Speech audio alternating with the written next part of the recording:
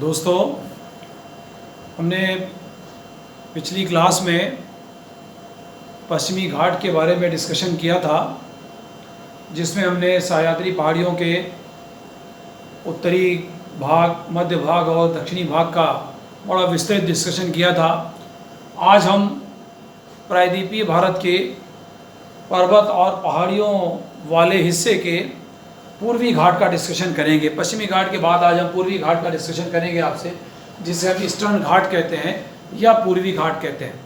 तो जैसा कि आपने मानचित्र में देखा था कि इसका विस्तार जो है वो bordering the eastern edge of the Deccan plateau, यानी जो दक्कन का पठार है उसके पूर्वी किनारे की सीमा निर्धारित करता है ये पूर्वी घाट। It runs almost parallel to the east coast of India, यानी और जो पूर्वी तट है भारत का उसके लगभग समानांतर इसका विस्तार है।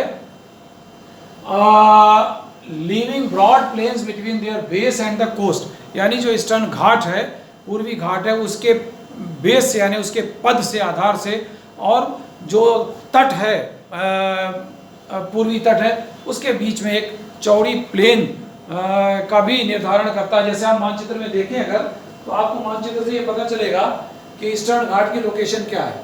यहाँ देखें, ये हमारा ईस्टर्न घाट पूरा, यहाँ से ये पूरा ईस्टर्न घाट है जिसको हम पूर्वी घाट कहते हैं। यहाँ उड़ीसा से लेके और ये तमिलनाडु के बिल्कुल लास्ट तक कन्याकुमारी तक यहाँ फैला हुआ ये पूर्वी घाट है। यहाँ ये कहा गया ये जो पूर्वी घाट की पहाड़ियाँ हैं, ये पहाड़ियाँ अभी हम आगे डिस्कशन करेंगे, बिल्कुल टूटी फूटी बिखरी हुई पहाड़ियाँ हैं। इन पहाड़ियों के लिए कहा गया कि जो हमारा डेक्कन पठार है इसका पूर्वी किनारा है, ठीक है, पूर्वी किनारे पे है बिल्कुल इसका विस्तार। और ये कहा गया कि इस घाट की जो पहाड़ियां हैं पूर्वी घाट की और ये भारत का जो पूर्वी तट है इसके बीच में एक चौड़े मैदान का भी निर्माण किया गया है। यह आपको मानचित्र में भी दिख रहा होगा। यहाँ से इन पहाड़ियों का जो बिखरा हुआ रूप है और उसके बीच में जो स्थित मैदानी भाग है, ठीक है। It is a chain of highly broken and detached hills. ये टूटी हुई और अलग अलग बिखरी हुई पहाड़ियों की श्रृंखला है जो महानदी, उड़ीसा में महानदी से प्रारंभ होकर तमिलनाडु के वघाई तक इसका विस्तार है, ठीक है। महानदी के दक्षिण से शुरू होकर तमिलनाडु के वघाई तक इसका विस्तार है। They almost disappear between Godavari and Krishna. अभी जो बात की गई है कि बिल्कुल टुकड़ों टुकड़ों में है, बिल्कुल टूटी फूटी है, बिखरी हुई है, कंटिन्यूएशन में नहीं है ये पहाड़ियाँ। और यहाँ लगभग गोदावरी और कृष्णा के बीच में, यानी महानदी के बाद गोदावरी, गोदावरी के बाद कृष्णा, तो गोदावरी और कृष्णा के बीच में ये लगभग समतल है। वहाँ किसी पहाड़ी जैसी स्ट्रक्चर नहीं दिखती, जिसको हम कह सकते हैं यहाँ जो बात की गई है कि डिटैच्ड हिल्स है, यानी अलग अलग है, तो बीच में लगभग ये डिसअपियर हो गई हैं, यहाँ नहीं मालूम पड़ती हैं गोदावरी और कृष्णा के बीच। They neither have structural unity nor physiographic unity continuity, यानी इन पहाड़ियों में पूर्वी पश्चिमी घाट में हमने देखा था काफ़ी सिमिलरिटी थी, लेकिन पूर्वी घाट की पहाड़ियों में किसी तरह की संरचनात्मक एक रूपता नहीं है और ना ही धरातलीय दृष्टि से इनके में कोई कंटिन्यूटी है।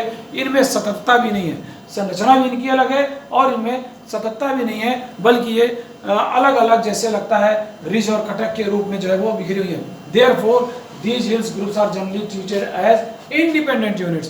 इसीलिए चूंकि इतना लंबा गैप है बीच में इन पहाड़ियों के, ये लगता है कि ये स्वतंत्र रूप से अलग अलग पहाड़ियां ही है, ना कि किसी एक पहाड़ी की श्रृंखला है कोई। It is only in the northern part between Mahanadi and Godavari, ठीक है, यानी महानदी और गोदावरी के बीच का जो हिस्सा है, जहां हमने कहा था कि गोदावरी और कृष्णा के बीच में था ही नहीं है, लेकिन महानदी और गोदावरी के बीच का जो हिस्सा है, the eastern Ghat exhibits true mountain character, यानी वास्तव में जो माउंटेन यानी पर्वत और पहाड़ी का कैरेक्टर है वो महानदी और गोदावरी के बीच में, यानी ईस्टर्न घाट का जो उत्तरी भाग है वहाँ ये दिखता है।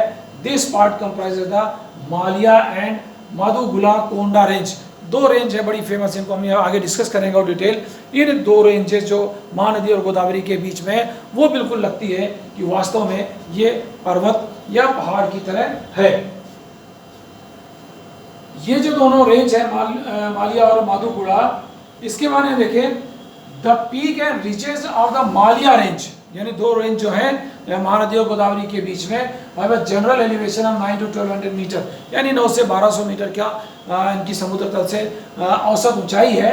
और यहाँ की जो महेंद्रगिरी पहाड़ी है जिसकी ऊंचाई 1501 मीटर है, वो हाईएस्ट चोटी है, यानी सबसे ऊंची चोटी है महेंद्रगिरी किसकी, मालिया रेंज की, ठीक है, जो महानदी और गोदावरी के बीच में है।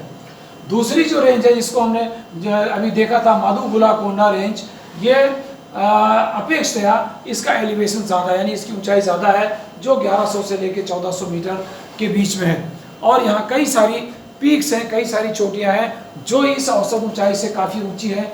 जैसे यहाँ देखें जिंदागारा पीक वो 1690 मीटर है, अरमाकोंडा पीक 1680 मीटर है, Galikonda peak 1643 metre and Sinkaram Gutta peak ये जो है वो 1620 मीटर है। ये कुछ महत्वपूर्ण चोटियां हैं, इनके अलावा बहुत सारी चोटियां भी इस माधुगुलाकोंडा रेंज में हैं, ठीक है, जिसकी औसत तो यूँ 1100 से 1400 मीटर है, लेकिन बहुत सारी पीक्स ऐसी हैं जिनकी ऊंचाई 1600 मीटर से अधिक है, जैसा कि आप यहाँ देख रहे हैं। Between the Godavari and the Krishna river, यानी उसी की बात हम कर रहे हैं जहाँ ये दोनों रेंजेस पाई जाती हैं। The Eastern Ghats lose their hilly characters and are occupied by Gondwana formations, ठीक है, यानी गोदावरी और कृष्णा। तो पहले हमने महानदी और गोदावरी की बात की थी, जैसे गोदावरी से कृष्णा में आते हैं, हमने पहले भी कहा था यहाँ लगभग ये डिसअपियर हो जाती हैं, विलुप्त हो जाती हैं। यही बात यहाँ लिखी है कि ईस्टर्न घाट जो है, ये पूर्वी घाट अपना हिली कैरेक्टर लूज करता है, यानी इसमें पहाड़ी जैसी कोई विशेषता यहाँ नहीं पाई जाती है।